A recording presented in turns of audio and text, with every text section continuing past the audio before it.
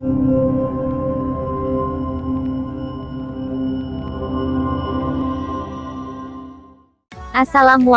warahmatullahi wabarakatuh. Kembali lagi ke channel kesayangan kita, yang selalu memberikan informasi tentang sejarah yang ada di Nusantara atau di Indonesia. Kini kita akan membahas sejarah dan mitos yang ada di Kabupaten Majalengka. Sebelum kita lanjut ke pembahasannya, jangan lupa untuk dukung channel ini agar bisa terus berkembang dengan cara like, komen, dan subscribe channel ini. Oke, kalau begitu tidak usah lama-lama lagi. Langsung aja kita simak di video berikut. Cikiding.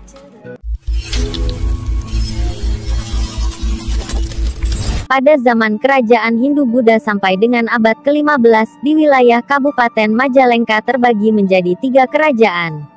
Kerajaan Talaga Manggung dipimpin oleh Sunan Korenda atau lebih dikenal dengan sebutan Sunan Parung.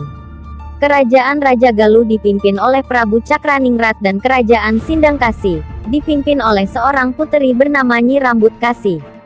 Terdapat banyak cerita rakyat tentang ketiga kerajaan tersebut yang sampai dengan saat ini masih hidup di kalangan masyarakat Majalengka. Selain cerita rakyat yang masih diyakini, juga terdapat situs, makam-makam, dan benda-benda purbakala, yang kesemuanya itu selain menjadi kekayaan daerah juga dapat digunakan sebagai sumber sejarah. Kerajaan Hindu di Talaga berdiri pada abad 13 Masehi. Raja tersebut masih keturunan Ratu Galuh yang bertahta di Ciamis. Kerajaan dan wilayah Jawa Barat tidak dapat dipisahkan dari kata Sunda. Pada mulanya kata Sunda atau Suda dalam bahasa Sanskerta diterapkan pada nama sebuah gunung yang menjulang tinggi di bagian barat Pulau Jawa, yang dari jauh tampak putih karena tertutup abu gunung tersebut. Keberadaan Kerajaan Sindangkasih pada pertengahan abad ke-15. Kerajaan Sindangkasih disebutkan dalam berbagai naskah babat di tanah Sunda. Pandangan masyarakat Sunda bahwa Kemandalaan seringkali disebut sebagai kerajaan. Pandangan ini muncul karena struktur Kemandalaan yang juga memiliki prajurit pengamanan seringkali dipersamakan dengan kerajaan, termasuk Kemandalaan Sindangkasih. Mandala Sindangkasih dipertukarkan pengertiannya dengan kerajaan. Kesulitan pengertian dalam historiografi modern Barat, struktur kerajaan adalah sebuah struktur badan, wilayah, dan administratif.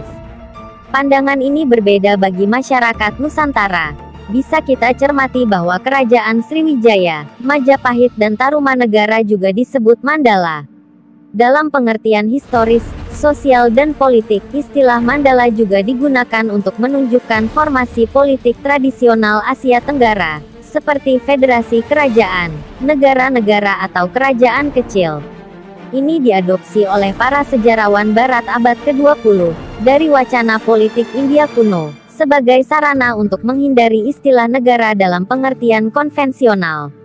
Tidak hanya negara-negara Asia Tenggara yang tidak sesuai dengan pandangan Cina dan Eropa, tentang negara yang ditetapkan secara teritorial dengan perbatasan tetap dan aparatur birokrasi. Tetapi mereka berbeda jauh dalam arah yang berlawanan. Pemerintahan didefinisikan oleh pusatnya daripada batas-batasnya, dan itu bisa tersusun dari banyak pemerintahan jajahan lainnya tanpa mengalami integrasi administratif. Kerajaan seperti Bagan, Ayutthaya, Campa, Khmer, Sriwijaya, dan Majapahit dikenal sebagai Mandala dalam pengertian ini.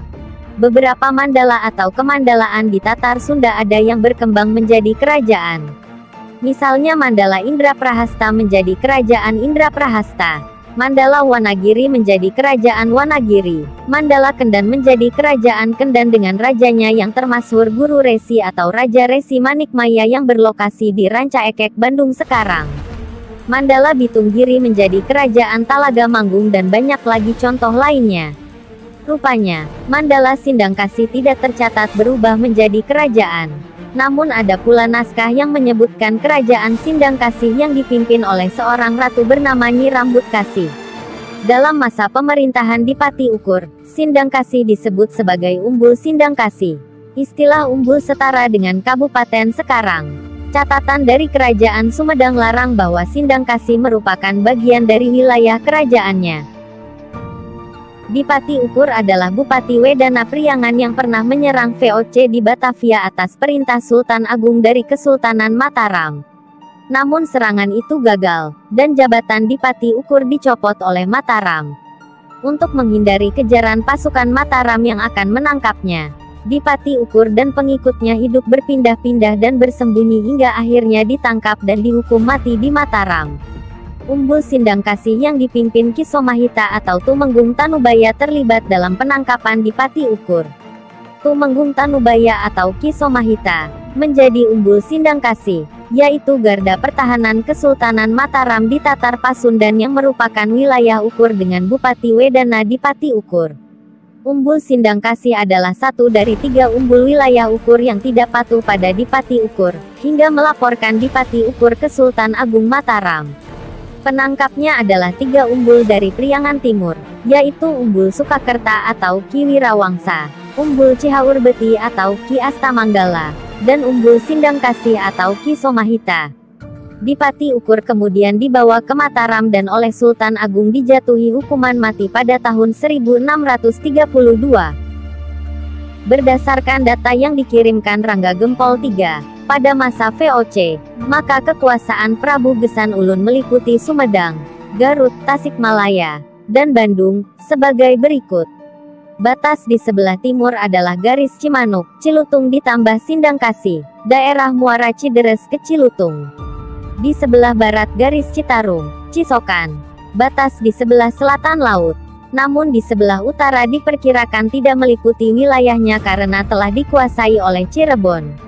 Berdasarkan data surat dari Rangga Gempol III di atas, menunjukkan data bahwa wilayah Sindangkasih, yang sekarang menjadi kota Majalengka, adalah bagian dari Kerajaan Sumedang Larang. Meskipun awalnya Mandala merupakan sebuah tempat suci keagamaan, tetapi penyebutannya mencakup ke dalam wilayah yang lebih luas. Kota Majalengka dahulu disebut Sindangkasih, hingga abad ke-18 sampai abad ke-19, setidaknya dalam buku Teach Script for Nearlands Indi, tahun 1844 masih menyebut kota Sindangkasih, bukan Majalengka. Kota Majalengka masih disebut Sindangkasih sebagaimana dicatat dalam buku Komentar 1-1502 Staten and Tabelen, 1912 menegaskan bahwa Sindangkasih yang dimaksud adalah Majalengka. Buku ini merupakan komentar atau review sejarah penyerangan Mataram ke Batavia dari sudut pandang Belanda. Kejadian ini pada tanggal 17 Juni tahun 1741. Yang paling tegas menyebutkan pada buku Handleiding Beach de Bewevening der Land and Volkenkunde van Nederlands Oost-Indie, lebih jelas dan tegas bahwa kota Majalengka sekarang adalah Sindangkasih. Mengingat cara hidup di lingkungan Mandala lebih berat daripada cara hidup di lingkungan Nagara. Karena lebih banyak aturan yang bersifat keagamaan berupa perintah dan larangan, maka kiranya penduduk Mandala, termasuk orang Sindangkasih Majalengka generasi pertama, merupakan orang-orang pilihan yang memiliki pengetahuan agama, pengalaman rohani dan disiplin diri lebih banyak dibandingkan penduduk Nagara yang umum. Hubungan antara Mandala dan Nagara umumnya berlangsung baik, karena kedua pihak saling membutuhkan. Nagara membutuhkan Mandala bagi keperluan dukungan moral dan spiritual serta pemberian doa restu. Mandala dianggap oleh Nagara sebagai pusat kesaktian, pusat kekuatan gaib, yang dapat memancarkan pengaruhnya terhadap Nagara. Baik atau buruk tergantung hubungan antara Mandala dan Nagara.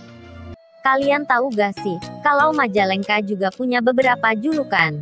Majalengka disebut kota angin. Entah apa yang menjadi penyebab kota ini disebut kota angin. Mungkin karena banyak anginnya atau terlalu sering anginnya. Tapi kadang di Majalengka angin tidak berhembus kencang, sama saja dengan wilayah lainnya. Memang pada waktu-waktu tertentu hembusan angin di Majalengka sangat kencang, meskipun tak ada hujan. Artinya mau hujan atau tidak, hembusan angin di Majalengka cukup kencang dan memiliki khas tersendiri.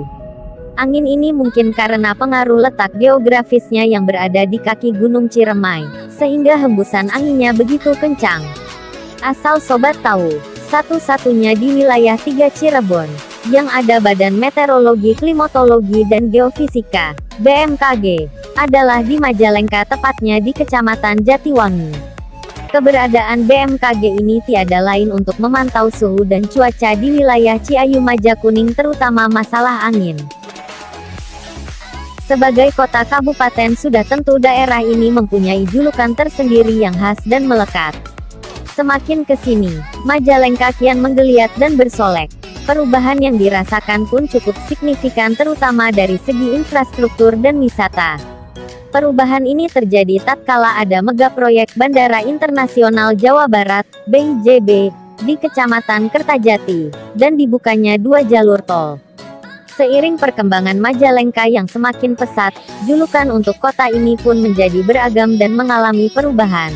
Namun paling tidak bisa mewakili kondisi Majalengka dan menjadi identitas yang khas dan melekat pada Majalengka. Lalu apa saja julukan untuk Majalengka, selain disebut sebagai kota angin? Eksplorasi alam Majalengka baru dilakukan belakangan ini. Dari hasil eksplorasi tersebut disimpulkan bahwa Majalengka merupakan salah satu surga tersembunyi. Pasalnya Kabupaten Majalengka memiliki alam yang sangat mempesona, terbukti dari banyaknya ditemukan berbagai tempat wisata dengan pemandangan yang sangat indah. Sebagian tempat wisata di Majalengka ini masih tersembunyi dan masih jarang dikunjungi oleh para wisatawan. Salah satu yang lagi booming di Majalengka adalah ditemukannya banyak curug atau air terjun yang mengagumkan. Dari sinilah maka Majalengka memiliki julukan baru sebagai kota 1000 curug.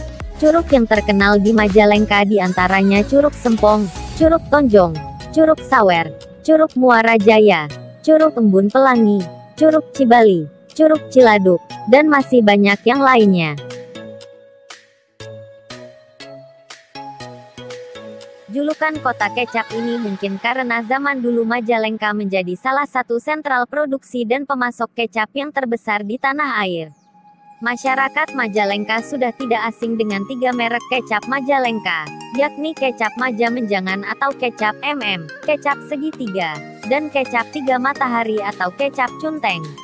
Kecap MM merupakan produk kecap tertua di Majalengka yang diproduksi sejak tahun 1940 sebelum kemerdekaan Republik Indonesia. Kecap MM diproduksi warga Majalengka bernama Haji Saat Wangsa Dijaja, di Jalan Suha Majalengka. Dari tangan Saat kecap Maja Menjangan hingga kini masih bertahan dan sangat disukai. Sedangkan kecap segitiga yang mulai diproduksi tahun 1959 di Jalan Raya Tonjong Majalengka dan diprakarsai 3 orang sehingga dinamai kecap segitiga. Mereka adalah Haji Lukman, Endek, dan Aman. Sementara kecap merek 3 matahari atau cunteng termasuk produksi tertua, yang didirikan warga keturunan Tionghoa.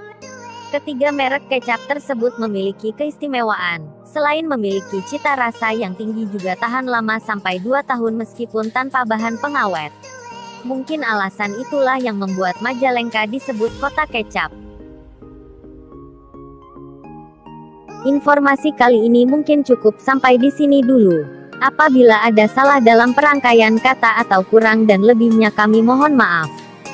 Buat yang suka dengan video ini jangan lupa untuk like, komen, subscribe channel ini dan nyalakan tanda loncengnya agar kalian bisa tahu saat ada video terbaru dari channel ini.